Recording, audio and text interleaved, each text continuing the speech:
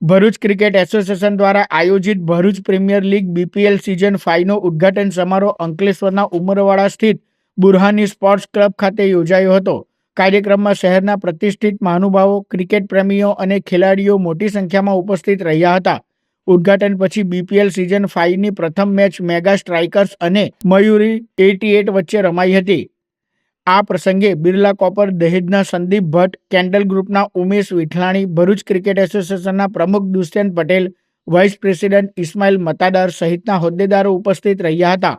ભરૂચ જિલ્લાના સ્થાનિક ખેલાડીઓને તેમની ખેલ પ્રતિભા ઉજાગર કરવા પ્લેટફોર્મ મળે તે હેતુસર આ ક્રિકેટ ટુર્નામેન્ટનું આયોજન કરવામાં આવ્યું છે, જેમાં ઓક્શન થકી 150 જેટલા ખેલાડીઓની પસંદગી કરવામાં આવી છે.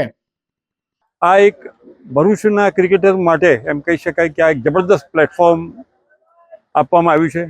ગઈ 4 સિઝન ખૂબ સારી રીતે રમાઈ અને જેની ચાહના અને જેના એમ કહી શકાય કે આખા ગુજરાતની અંદર એના વખાણ થયા છે કે બહુ સરસ આયોજન કર્યું છે.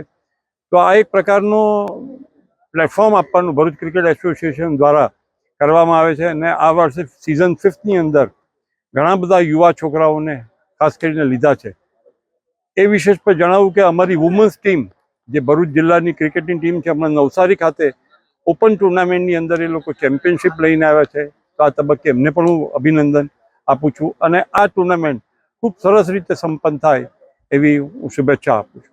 આ સમગ્ર ખેલાડીઓ જે સિલેક્ટ થયા છે એમનો એક જ ઉદ્દેશ અને એક જ અમારું ટાર્ગેટ છે કે વિવિધ ગામડાઓમાંથી આ છોકરાઓ આવે છે, દૂર દૂરથી આ છોકરાઓ અહીંયાથી સિલેક્ટ થઈને આવે છે અને અહીંયા પરફોર્મ કરવાનો એમને જે મોકો મળે છે. અત્યાર સુધી ઘણા છોકરાઓ એવા સિલેક્ટ થઈ ગયા છે ભૂતકાળમાં જેને કોઈ ઓળખતું નહોતું, જેને ઓળખ નહોતી, જિલ્લામાં કોઈ ઓળખતું નહોતું, તેવા છોકરાઓને આજે લાઇમલાઇટમાં આવીને જિલ્લાની ટીમમાં વિવિધ ટીમોમાં રમી રહ્યા છે.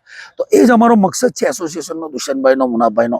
એમાં અમે આગળ વધી રહ્યા છે અને આ થકી હું દરેક સ્પોન્સરોનો આભાર વ્યક્ત કરું છું અને સમગ્ર કમિટીનો પણ આભાર વ્યક્ત કરું છું. Thank you so much.